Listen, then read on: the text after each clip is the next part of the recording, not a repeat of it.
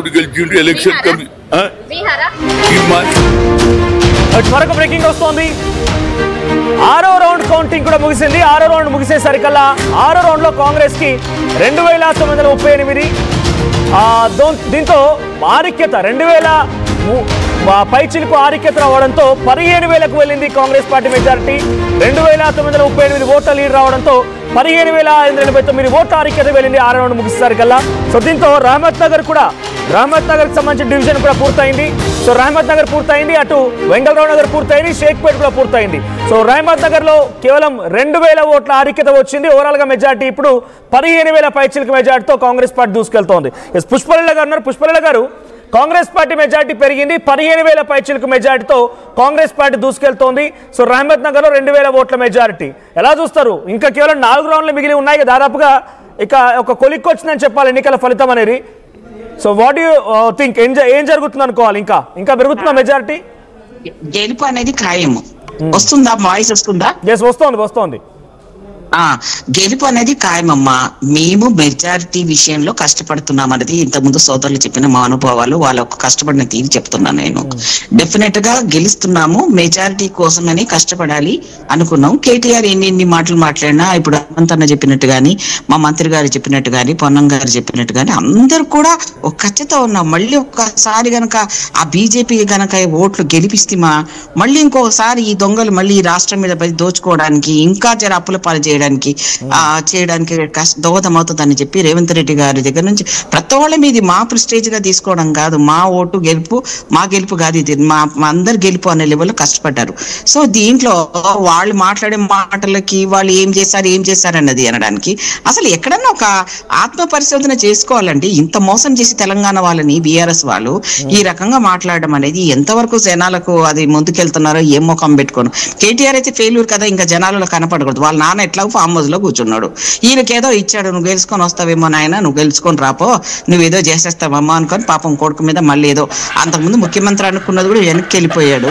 ఇప్పుడు కూడా ఈ ఎలక్షన్ లో కూడా ఈయన ఓడిపోయిన తర్వాత బాబు నీతో కాదు ఇక సప్పుడు దాకా కూర్చో అని చెప్పేసి ఆయన ఇంట్లో కూర్చోబెడతారు తప్ప కేటీఆర్ కి పగ్గాలు రావు. ఆ పార్టీ లేవలేదో మళ్ళీ రేపొద్దున ఏమన్నా పార్టీ ఆసక్తికరంగా ఏదన్నా ఎవరికైనా నాకు నాయకత్వం కావాలనుకొని వాళ్ళ మధ్యలో పోటీలు వెళ్ళిపోయి బిడ్డనైతే ఎట్లాగో బయటకు పంపించిన వాళ్ళు ఆడబిడ్డల గురించి ఆ క్యాండిడేట్ గురించి మాట్లాడుతున్నారు. సో జనాలు అంత ఇదిగా ఎవరు లేరమ్మా. రేవంత్ రెడ్డి గారు ఏం చేశారా, వీళ్ళు రిగ్గింగ్ చేశారా, వీళ్ళు దొంగట్లు వేసారా, ఏం చేశారనేది వాళ్ళకు పెట్టిన విద్య అది. సో మాకు ఇప్పుడు 15,000 అంటున్నారు కదమ్మా, 20,000 పైన మెజారిటీ వస్తుంది డెఫినెట్ గా. ఇంకా 4 రౌండ్లు ఉన్నది. నవీన్ యాదవ్ అనుకున్నట్టుగా గెలుపు అనేది నా దృష్టిలో అయితే గెలుపు ప్రయారిటీ. రెండోది మెజారిటీ ఎంత వచ్చిందన్నా అది మా అందరి కృషి. ఇక్కడ ఏంటంటే మా పిసిసి ప్రెసిడెంట్ గారు, కార్యకర్తలు, ఇదందరు గెలుపు అమ్మా. ఇది ముఖ్యమంత్రి గారి గెలుపు, కాంగ్రెస్ పార్టీ గెలుపు. ఇది ప్రతి ఒక్కరు కష్టపడ్డారు. ఎవరికి తెలియకుండా ఎవరు ఫోన్లలో కాంటాక్ట్ అన్న రండి అన్న ఓట్లు వేయండి అన్న ఈ మిస్ అట్లా రండి ప్రతిలాడుకోవడం, అందరికీ చెప్పడం. అసలు నిజంగా వాలంటరీగా వచ్చి ఎంతో మంది పనిచేశారమ్మా. ఎక్కడెక్కడి నుంచో కార్యకర్తలు. ఇది మాకు ప్రెస్టేజ్ విషయం, ఈ దొంగలు రానివ్వకూడదు, బీఆర్ఎస్ ముస్లింని నమ్మించకూడదు. ఎందుకంటే వాళ్ళ నాన్న ఒప్పుకున్నాడు. ఎందుకు రాలేదండి కేసీఆర్ గారు? ఒక్కసారి ఒక ప్రెస్ మీట్ కేసీఆర్ వచ్చుంటే మీకు ఇంత రాకపోతుండేనేమో కదా, వచ్చేదా? అంత సీన్ అండి. ఆయన ఆల్రెడీ ఫామ్ హౌస్ లో కూర్చోబెట్టారు. ఈ ఒక్క తోడుతో గెలుపు దాంతో వచ్చి పరువు పోగొట్టుకోవడం ఎందుకు, ఎట్లా లీడర్షిప్ లో జరిగిన ఎన్నిక మీ టార్గెట్ మొత్తం కేటీఆర్. ఆయన ఓడిపోతాడని తెలిసే ఆయన మౌనంగా ఉన్నాడండి. ఆయన ఓడిపోతాను మళ్ళీ పరువు పోగొట్టుకోవడం ఎందుకని ముందే ఆయన ఫామ్ హౌస్ నుంచి బయటికి రాలేదు. అది క్లిస్టల్ క్లియర్. రెండోది ఏంటంటే కేటీఆర్ ఓహో నేను చేస్తాను నాకు వదిలిపెట్టండి అనుకో పెద్ద వీరుల్లాగా వచ్చాడు. ఆయన జీరో అన్న సంగతి కేటీఆర్ కి ఎప్పుడు, కేసీఆర్ కి ఎప్పుడో తెలుసు.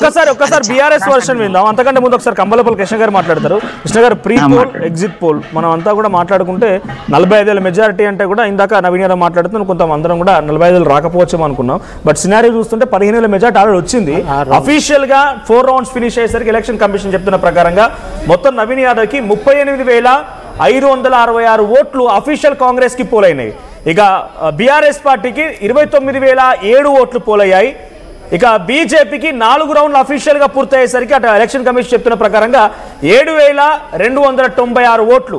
సో 9,559 అంటే సుమారుగా 9,560 ఓట్ల మెజార్టీతో నవీన్ యాదవ్ లీడ్ లో ఉన్నాడు. 4 రౌండ్లు అఫీషియల్ గా ఎలక్షన్ కమిషన్ చెప్తున్న ప్రకారంగా.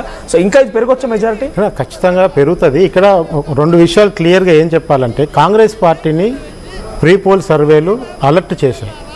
కాంగ్రెస్ పార్టీని ప్రీ పోల్ సర్వేలు అనేవి అలర్ట్ చేశాయి. ఎప్పుడైతే హ్యూజ్ గ్యాప్తోని బీఆర్ఎస్ గెలవబోతుంది, కొన్ని సంస్థలు అయితే 15%, 19% ఇచ్చిన సందర్భాలు ఉన్నాయి.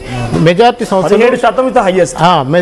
మెజార్టీ 5 నుంచి 6, 4 నుంచి 6% ఇచ్చిన సంస్థలు ఎక్కువ ఉన్నాయి. కానీ నిజంగా నేను చెప్తున్నా, నవంబర్ 5 వరకు కాంగ్రెస్ పార్టీలో కూడా మా ఐక్యత కనపడలేదు. ఎవరికి ఫోన్ చేసినా ఆ డివిజన్ ఒకటి పట్టించుకోవట్లేదన్నా, ఈ డివిజన్ ఒకటి పట్టించుకోవట్లేదన్నా, రాత్రి వస్తే ఎవరు ఇంతవరకు పిలిచి ఇంతవరకు ఏడ తిరగాలో ఎవరు చెప్తారు, ఇవే మాటలు మేము ఫీల్డ్లో తిరుగుతున్నప్పుడు కాంగ్రెస్ వాళ్ళు చిన్నపడ్డాయి. కానీ ఎప్పుడైతే 6వ తారీఖు నుంచి కాంగ్రెస్ పార్టీలో స్ట్రాటజీ మారింది, మంత్రులకు ఇన్ఛార్జీలు డివిజన్ల సంఖ్య పెంచారు, ముఖ్యమంత్రి గారి షోలు పెంచారు. ఎప్పుడైతే నీకు 6వ తారీఖు నుంచి మొత్తం గ్రౌండ్ని టిల్ట్ చేసి 7వ తారీఖు నాడే బీఆర్ఎస్ చేతులు ఎత్తేసిందన్న కాంగ్రెస్ వ్యాఖ్యలు కూడా మనం అక్కడక్కడ చూస్తాం. సో అంటే ఏమైందంటే ప్రీ పోల్ సర్వేలు అనేది నిజంగా అంత అనైక్యత ఉన్న కాంగ్రెస్ పార్టీ ఈ 2 ఏళ్లలో ఇంత కలిసి పనిచేయడం కూడా ఇదే మొదటిసారి. అంత క్లియర్ కనపడుతుంది. లేకపోతే అసలు ఈ విజయం సాధ్యం కాదు, అసలే సాధ్యం కాదు. ఫస్ట్ ఆఫ్ ఆల్ వాళ్ళకున్న ఏకైక ఫస్ట్ పాయింట్ నవీన్ యాదవ్ కాకపోతే అసలు ఈ ఎలక్షనే లేదు. క్యాండిడేట్ మీరు ఇంకెవరికి ఇచ్చినా బీఆర్ఎస్ ఈజీ గెలిచిపోతుంది అక్కడ. అలాంటి పరిస్థితుల్లో నవీన్ యాదవ్ లాంటి గట్టి క్యాండిడేట్కి ఇవ్వటం, కాంగ్రెస్ పార్టీలో ఉన్న మంత్రులు ఎమ్మెల్యేలు పక్క జిల్లాల నుంచి వచ్చి కూడా కాన్సన్ట్రేట్ చేసి కూర్చోవటం. సో బీఆర్ఎస్ లీడర్లు కూడా వచ్చారు, వరంగల్లో వచ్చారు, ఖమ్మం వాళ్ళు, నల్గొండలో వచ్చారు, అందరు తిరిగారు. కానీ ఇక్కడ పోల్ డే రోజు ఏదైతే మేనేజ్మెంట్ జరిగిందో, పోల్కి 3 రోజుల ముందు ఏదైతే స్ట్రాటజీ కనుక మారిందో అక్కడ మీకు కనపడుతుంది. బీఆర్ఎస్ ఏం చేసిందంటే 5వ తారీఖు వరకు బీఆర్ఎస్కున్న ఊపు 7వ తారీఖు నుంచి పోయింది.